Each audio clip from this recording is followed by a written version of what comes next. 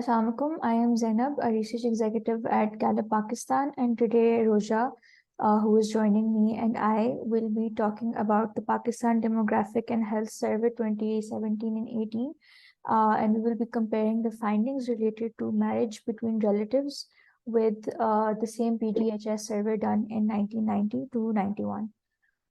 Let's go through the key takeaways first, and then we can delve deeper into them. First of all, around half of Pakistani women married their first cousins or reported that they married their first cousins in the 2017 survey. And this is a proportion that we'll see later has not changed a lot over the past 30 years. If we look at provincial distribution, we see that other than Sindh, there has been a decrease in relative first cousin marriages in all the provinces over the last 30 years. For Sindh, we've seen a considerably larger increase compared to the rest of the provinces. If you look at rural-urban distribution, we see that the propensity of rural women to marry their first cousins has decreased between 1990 to 2018, whereas in urban areas, this percentage has increased over the years. If you look at wealth quintiles, and by wealth, we see that 50 to 60% of women in the lowest three wealth quintiles reported that they were married to their first cousins, while a lesser percentage reported being married to their first cousins who were more wealthy as well. If you look at education level, we see that there is a direct relationship where women with there's an inverse relationship where women with more education, less of them report married first cousins. And this is a trend that we'll see over the years as well. So if you just look at cousin marriages over time compared to all of relatives, we see that marriage between relatives for women who reported that it has decreased by a very small amount over the years. So in 1990, 50.3% women reported that they married their first cousin, and it decreased to 49.6% in 2018. And the amount of women marrying their second cousins has also decreased. But surprisingly, women marrying still within the family has increased over the years. We also see that people who have married other people outside of their families has decreased. So overall, we can see that people marrying within the family has actually increased. It's just a decrease in the number of people marrying their first and second cousins, but marrying other relations has increased as such that it's still greater than the people who marry outside of their family. Yes, for sure. And I think some of it might be attributed to increased awareness about the risks of cousin marriages. And this is something that can be looked into, what caused this decline in cousin marriages, but this increase in other relation marriages within the family. Next, if we look at marriage between... Also important to know what we mean by other relations.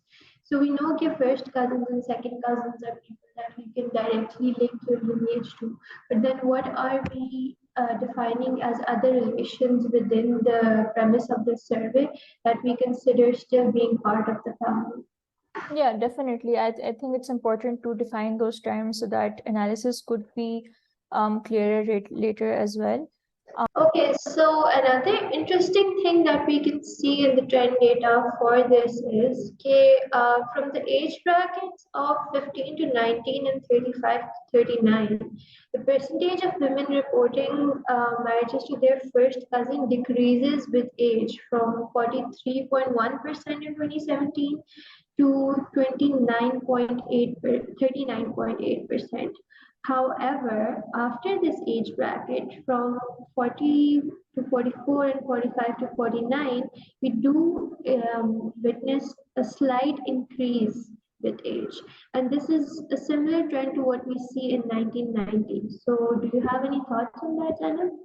Yeah, I think it's also important to note that these are the ages at which these women are reporting to the survey and not the ages at which they got married. So I think it'll be interesting to see what cultural factors played into why women aged lesser than 25 are reporting a higher proportion of, cousin marriages compared to those who are older across the decades. Yes, and it's also very plausible that a very small number of women are married, or a relatively smaller number of women are married within the ages of 15 to 19. So within Yeah. them, maybe cousin marriages may be more common compared to people married at elder ages. Yeah, and I think at elder ages, a lot of cultural aspects also come with the taboo associated with older women getting married as well. So I think it's interesting to note, and also would be interesting to explore in the future, perhaps. Next, we move to an urban-rural divide and first-cousin marriage. And if you look at that, we see that women in urban regions reported 44.8% of them reported that they were married to their first cousins in 2018, and which is an increase from 1990.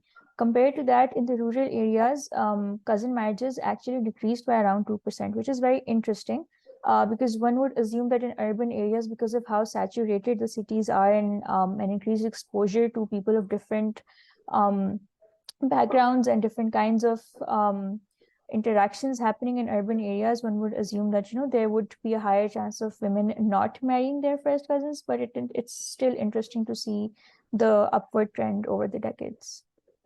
I think there's two other points that we could consider for these. One is that between 1990 and 2018, there has been an immense rural to urban shift within Pakistan, which a lot of data would support. So one plausible answer could be with that shift of people, there's also been a shift of values. And then a second might be people who shift into urban areas want to maintain some level of familiarity. While in rural settings, there is much more familiarity, even with people that you don't necessarily know by blood. So within a community that you have within rural areas is much more intertwined Hmm. and stronger compared to an urban setting where hustle culture and there's this kind of distance that you have even with people who may be your next door neighbors. Hmm. In rural settings it would not be the same, so maybe the bonds are stronger with people beyond your family in rural areas compared to urban areas. Yeah, definitely. You raised some very interesting points, and I feel like these are things that you could base entire research papers on. And I think it's very interesting to look at this shifting trend and to look at what is causing or what is contributing to it.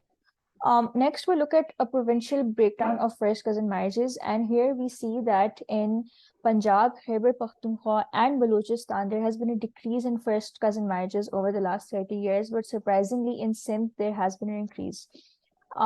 It's interesting because Sindh has a huge rural population, and then earlier we saw that rural population there is a shift as well. So it's interesting to see why three provinces are following one trend and why Sindh is standing out among them over the last 30 years or so. Definitely, because we've seen on a national level there has been a decrease. On provincial level, 3 out of 4 provinces report a lower percentage of women marrying within the family. However, that increase in Sindh is so significant that it's leveled out the national percentage to only have decreased for nearly 1%. When we saw previously that the decreases in Punjab are 4%, and I believe similarly for KP and 2% for Balochistan, but the 8% increase in Sindh is so high that it's balanced off the overall percentage of women marrying within the family. Yeah, definitely. Next, if we look at first cousin marriages by education level, we see that as education level increases throughout the years, there is lesser women reporting marrying their first cousins. But then we also see that this trend is increasing um, from 1990 to 2017 as well. So, do you have any thoughts on that? Zainab, I wish I had anything to say to this, but I really can't help. The only thing that I'm curious about is why we don't have data for higher educated women in 1990. So Yeah, and I do feel like cultural norms do come into play as well because the drop in cousin marriages is not very significant, but it's still there. And there's also a very significant drop from in 2017 from women with secondary education, and then when you look at women who have higher education, so there's a drop from 43% to 26%, which is pretty significant compared to if you compare the rest of the education strata. Yeah, So it's the other jumps are much, gradual compared to the very distinct difference that we see between secondary and higher education. yeah, but then again, like you said, it would have been interesting to see where the women who had higher education in 1990 stood, and was it more or less than 2018? But yeah, I do feel like women with more than half of women with no education across the years have said that they've married their first cousin. So there's definitely some cultural aspects there that are more resistant than the other levels of education. Next, if we look at wealth levels and wealth quintiles, we see that among the lowest quintile, there is first cousin marriages are the most prevalent, because 61.2% of women say that they are married to their first cousins. And then on the other end of the spectrum, women who are the richest claim to 40%, 41% of them claim to be married to the first cousins. What stands out for me is that middle wealth quintile, which stands out between the second and fourth, because it doesn't really follow the indirect relationship that we've observed in the rest of the quintiles. So it's interesting to see where, that anomaly is coming from. Yes, definitely, because we can't really set a trend line as such.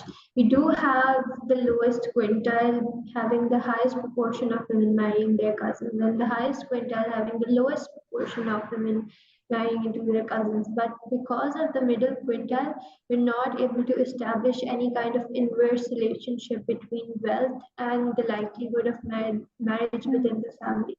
So again, studying the middle income population is, I think, very integral to Pakistan, given that a much higher proportion of our population identifies within the middle income quintile compared to those who would be identified under lowest or highest.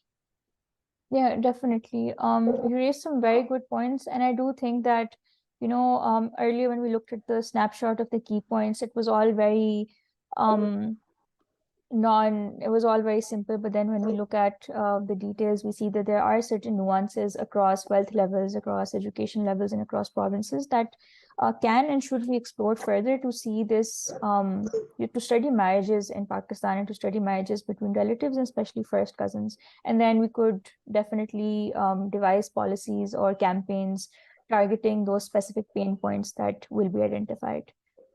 Yes, and this is exactly why studies and surveys like the PDHS are so important for policy formation, for education, for seeing where your population is going and what kind of things that our government or our institutes need to do in order to move it along into the way that maybe we believe would be. Yeah, definitely. Thank you, Roja, for joining me on this discussion. And we will definitely continue this PDHS series because it's very insightful. And until then, I'll see you. Goodbye.